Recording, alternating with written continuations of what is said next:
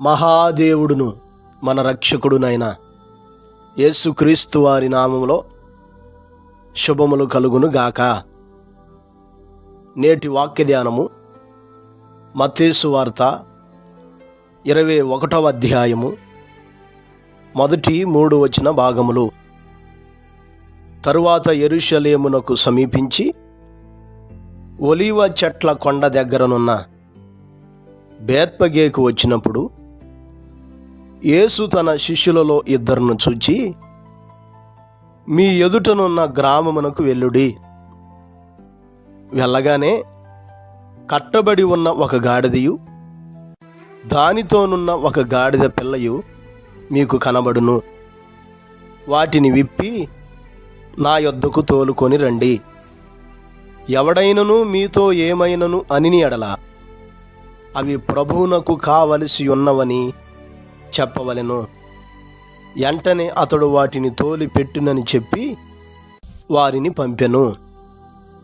ప్రియులారా, ఈ చదవబడిన లేఖన భాగమును మనం పరిశీలన చేస్తే యేసుక్రీస్తు ప్రభువారు ఒక గాడిదని ఏర్పాటు చేసుకొని గాడిదని ఎక్కి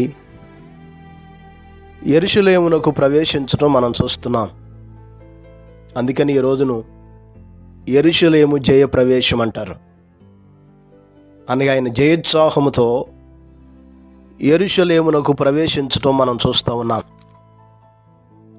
ఆయన గాడిదను ఏర్పాటు చేసుకున్నట్లో గల ఉద్దేశమును,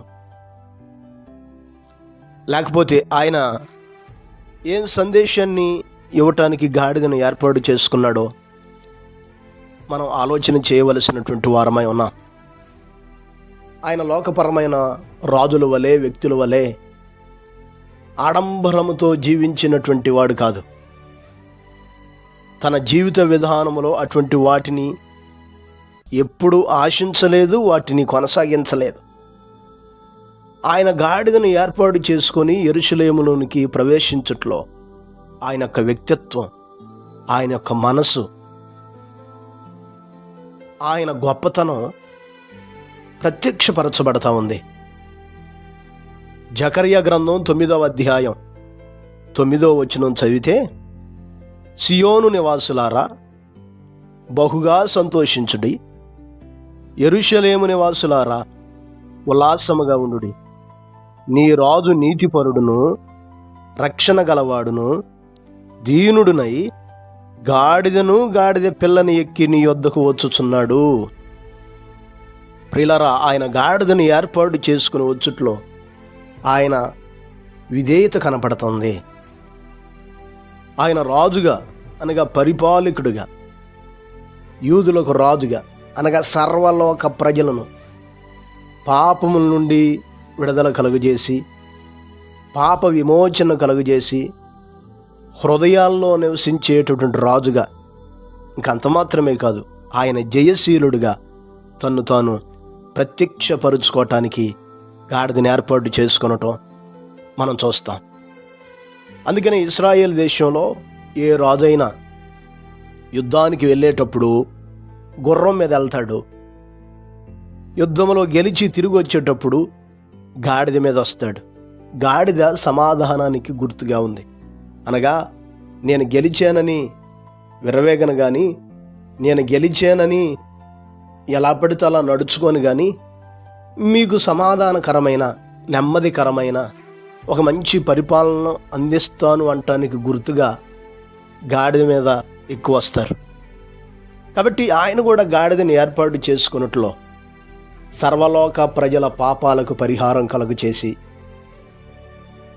హృదయాల్లో సమాధానం నింపటానికి, హృదయంలో ఉన్న వేదన, హృదయంలో ఉన్న చీకటి, మనుషుల హృదయాల్లో ఉన్నటువంటి పాపాంధకారపు స్థితిని తొలగించి, వారి భారాలను తొలగించి, ఆయన హృదయ సంబంధమైన రాజుగా, హృదయాల్లో సమాధానం ఇవ్వగలిగేటటువంటి వ్యక్తిగా తన్ను తాను కనపరుచుకోవటానికి ఈ గాడిదని ఎక్కి రావటం మనం చూస్తున్నాం. ప్రియులారా, గాడిద స్వభావాన్ని మనం ఆలోచన చేస్తే, గాడిదను ఒక పక్కన పెట్టి మనిషిని ఒక పక్కన మనం పెడితే గాడిదలో ఉండే స్వభావాలే యాజ్ టీజ్గా మనిషిలో ఉండటం మనం చూస్తాం. ద్వితీయోపదేశకాండ గ్రంథం 14వ అధ్యాయం 6వ వచనం ప్రకారం గాడిద అపవిత్రమైనది, అది నెమరవేయదు, దాని గెట్టెల చీలుండవు గనుక అది అపవిత్రమైంది. అంత మాత్రమే కాదు, గాడిద భారం మోసేటటువంటిది. యోదయాలో గుర్రములు తక్కువగా ఉండేవి. ఆనాటి కాలంలో ఉన్న అరాకొర గుర్రాలు యుద్ధానికి వాడేవారు. ఎక్కువగా వారి ప్రయాణాల కొరకు, వారి సౌకర్యార్థం కొరకు, బరువులు మోయటానికి, వర్తకం జరిగించటానికి గాడిదలను ఉపయోగించేవారు. అందుకని దాని పేరు భారవాహకము. ఇంకంత మాత్రమే కాదు, ఏబు గ్రంథం 39వ అధ్యాయంలో కొన్ని విషయాలు పరిశీలన చేస్తే, మూడోది గాడిద అరణ్యంలో దాని నివాస స్థలం ఏర్పాటు చేసుకుంటుంది. అరణ్యానికి అలవాటు పడిపోయినట్లుగా అరణ్యంలో దాని నివాస స్థలం ఏర్పాటు చేసుకొని జీవించేదిగా ఉంటుంది. నాలుగవది గాడిద తిరస్కారం గలది. తిరస్కారం అనగా తోలువాని కేకలది వినదు అనే మాటను మనం ఏబు గ్రంథం 39వ అధ్యాయం 5 నుంచి కొన్ని వచనాలు అలాగ చదువుకుంటూ వెళతా ఉంటే గాడిదను గూర్చి రాశాడు అక్కడ. నాలుగవది గాడిద తిరస్కారం కలది, తోలువాని కేకలది వినదని, అది పట్టణమును కోలాహలమునది తిరస్కరిస్తుందని రాయబడింది అక్కడ. ఐదవది పర్వతమే దాని మేత స్థలం. రాళ్ళు రప్పలో కలిగినటువంటి స్థలాన్ని మేత భూమి ఏర్పాటు చేసుకుంటుంది. ప్రతి విధమైన పచ్చని మొలకలు అది వెతుక్కుంటుంటుంది. అంటే రాళ్ళు రప్పల్లో ఎంతవరకు పచ్చని మొక్కలు ఉంటాయి, ఏదో అక్కడ కొద్దిగా ఉంటాయి. అటువంటి పర్వత పంక్తియే దాని మేత స్థలంగా ఉంటుంది. చూడండి, అది అపవిత్రమైంది. మానవుడు కూడా అపవిత్రమైన వాడే, అపవిత్రమైన స్థితిలో ఉన్నవాడే. ఏబు గ్రంథం రాస్తాడు కదా, స్త్రీకి పుట్టిన నరుడు దేవుని దృష్టికి ఎలాగ పరిశుద్ధుడు కాగలడో. మన క్రియల ద్వారా, మన ప్రవర్తన ద్వారా, మనం చేస్తున్న చర్యల ద్వారా మనం అపవిత్రులం అయిపోయాం. గాడిద భారం మోసినట్లుగా మనిషి కూడా పాప భారం కింద ఉన్నాడు, లోక భారం కింద ఉన్నాడు. ప్రయాసపడి అనేకమైన భారాల కింద మగ్గిపోయే స్థితిలో ఉన్నాడు. గాడిద అరణ్యాన్ని నివాస స్థలం చేసుకున్నట్లుగా మనిషి లోకానికి అలవాటు పడిపోయాడు. లోకంలో విచ్చలవిడితనానికి అలవాటు పడిపోయాడు. లోకపు వ్యామోహాలకు అలవాటు పడిపోయాడు. లోకపు ఇచ్ఛలకు, లోకపు ఆశలకు, లోకపు బంధకాలకు అలవాటు పడిపోయి జీవిస్తూ ఉన్నాడు. నాలుగోది గాడిద తిరస్కారం కలిగినట్లుగా మనిషి కూడా తిరస్కారం అనగా కఠిన హృదయ కాఠిన్యం కలిగి జీవిస్తున్నాడు.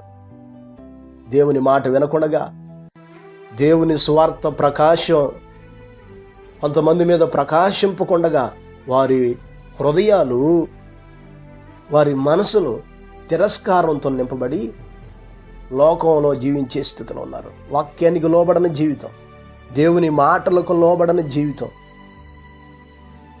తిరస్కారంతో బ్రతుకుతూ హృదయ కాఠిన్యముతో కీడుల్లో, శాపాల్లో అనుభవించేవారు నేటి దినాల్లో మనం చాలామందిని చూస్తున్నాం. అలాగే పర్వతమే దాని మేత స్థలం అన్నట్టుగా మనిషి కూడా నిర్జీవమైనటువంటి వాటిని, తాత్కాలికమైన వాటిని, ఎందుకు పనికిరానటువంటి వాటిని ఏర్పాటు చేసుకొని ఆ లోక సంబంధమైన వాటన్నిటిని బట్టి జీవించి బ్రతికే స్థితిలో ఉన్నాడు. నిష్ప్రయోజనమైన వాటిని వెంటాడుతున్నాడు. అనగా మేతలేని స్థలాల్లో అది సంచరిస్తున్నట్లుగా జీవము లేని, ప్రశాంతత లేని, నెమ్మది లేని, సమాధానము లేనటువంటి, తనకు సంతృప్తి సమృద్ధినివ్వనటువంటి జీవన విధానాన్ని ఈరోజు మనిషి అనుసరిస్తున్నాడు. గాడిదలో ఉండేటటువంటి స్వభావాలు ఈరోజు ప్రతి వ్యక్తి అనగా దేవునికి విరోధంగా, దేవునికి దూరంగా ఉన్నటువంటి ప్రతి బిడ్డలో ఈ లక్షణాలు ఉన్నాయి. అయితే ప్రభువారు తన శిష్యులతో చెబుతున్నారు కదా, ఎవరైనా మిమ్మును ఏదైనా అడిగినట్లయితే చెప్పండి, అది ప్రభువునకు కావలసి ఉన్నదని. ప్రియులారా, ఈ మాటలు వింటున్నటువంటి మనం ఆలోచించేయాలి. అపవిత్రమైన స్థితిలో ఉన్నా, పాప భారం కింద మ్రగ్గుతూ ఉన్నా, లోకానికి అలవాటు పడిపోయినా, తిరస్కారం కలిగి హృదయ కాఠిన్యముతో ఉన్నా, ప్రయోజనం లేని జీవ సంబంధమైన విధానంలో జీవిస్తూ ఉన్నా, ప్రభువు మనల్ని కోరుకుంటున్నాడు. ఎవరైనా ఏదైనా అడిగితే చెప్పండి, ఇది ప్రభువునకు కావలసి ఉన్నదని. ఈరోజు మనం ప్రభువునకు కావాలి. నీవు ప్రభువునకు కావాలి. గాడిదలంటి మనసు కలిగిన స్థితిలో ఉన్న నీవు పాప భారం కింద మగ్గి అపవిత్రమైన వాటిని అనుసరిస్తూ లోకాశలతో నింపబడి హృదయ కాఠిన్యం కలిగి నిర్జీవమైన వాటిని అనుసరిస్తున్న నిన్ను ప్రభువు కోరుకుంటున్నాడు. నీవు ప్రభువు కావాలి. నీ జీవితంలో ఆయనకు స్థానం కావాలి. సామెతల గ్రంథంలో మనం చదువుతాం కదా, నా కుమారుడా నీ హృదయమును నాకిమ్ము. ఆయన నీ జీవితాన్ని కోరుకుంటున్నాడు. నువ్వు ఏ స్థితిలోనైనా ఉండొచ్చు, ఆయన నిన్ను నీవు ప్రభువునకు కావాలి. నీ జీవితంలో ఆయనకు చోటు కావాలి. మనుషులు నిన్ను తృణీకరించవచ్చు, నీ అలవాట్లను బట్టి, నీ చేష్టలను బట్టి. నీ తల్లిదండ్రులకు నువ్వు భారంగా ఉండొచ్చు, నీ బంధువులు నిన్ను గుర్తించలేకపోవచ్చు, నీ స్నేహితులు నిన్ను అసహించుకోవచ్చు, సమాజంలో నువ్వు విలువలేని స్థితిలో ఉండొచ్చు. ఆయన ఈరోజు ప్రభువు నిన్ను కోరుకుంటున్నాడు. ఎంత గొప్ప విషయం! ప్రియ సహోదరి సహోదరుడా, ప్రియ దేవుని బిడ్డలారా, ఈ మాటలు మనం గమనించగలిగినటువంటి వారుగా ఉండాలి.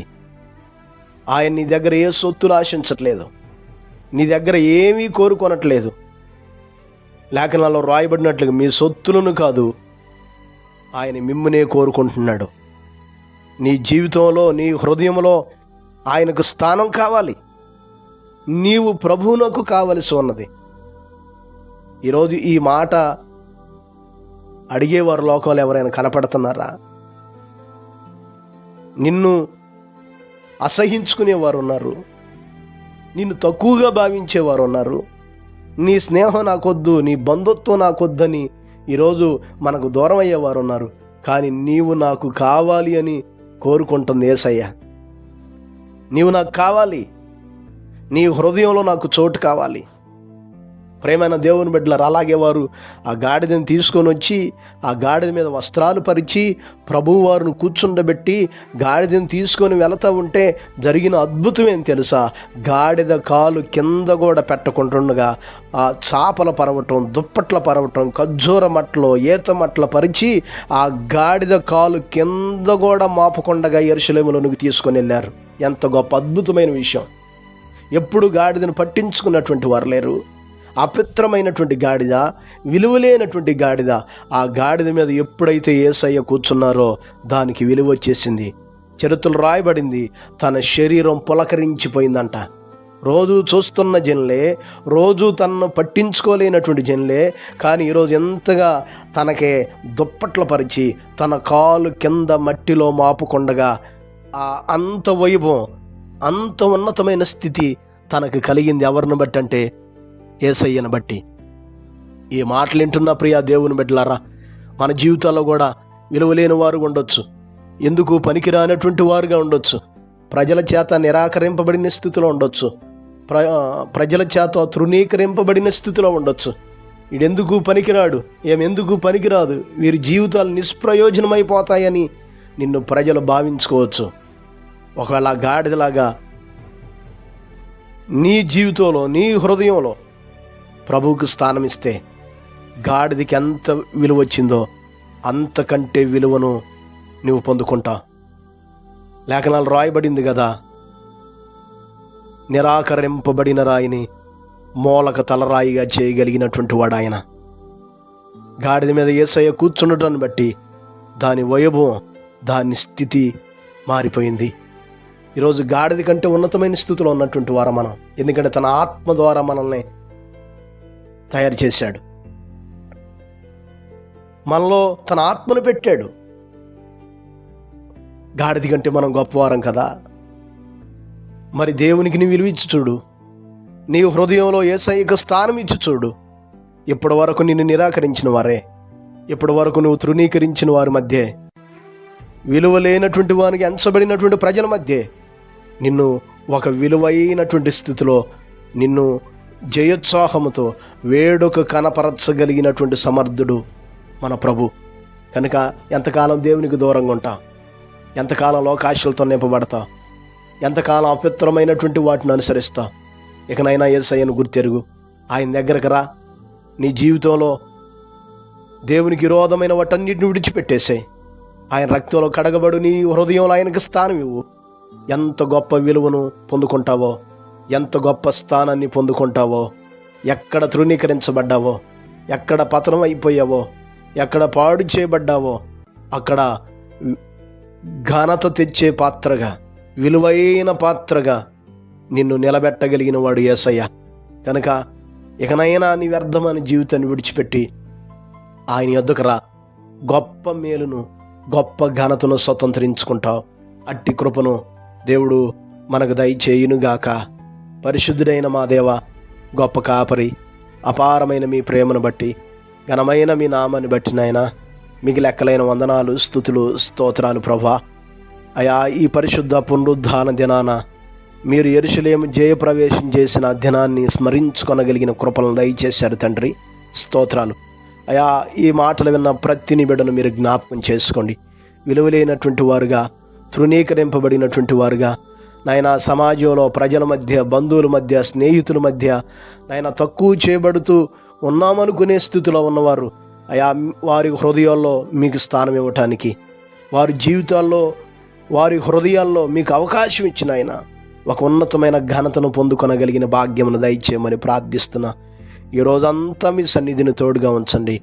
మీ కృపలతో ఆవరింపచేసి ఈ దిన దీవెనలు, ఆశీర్వాదాలు ప్రతి ఒక్కరికి నిండారులుగా దయచేయమని యేసు నామమున అడిగి వేడుకొనుచున్నాము తండ్రి. ఆమెన్. ప్రభు కృప మీకు తోడయ్యుండును గాక.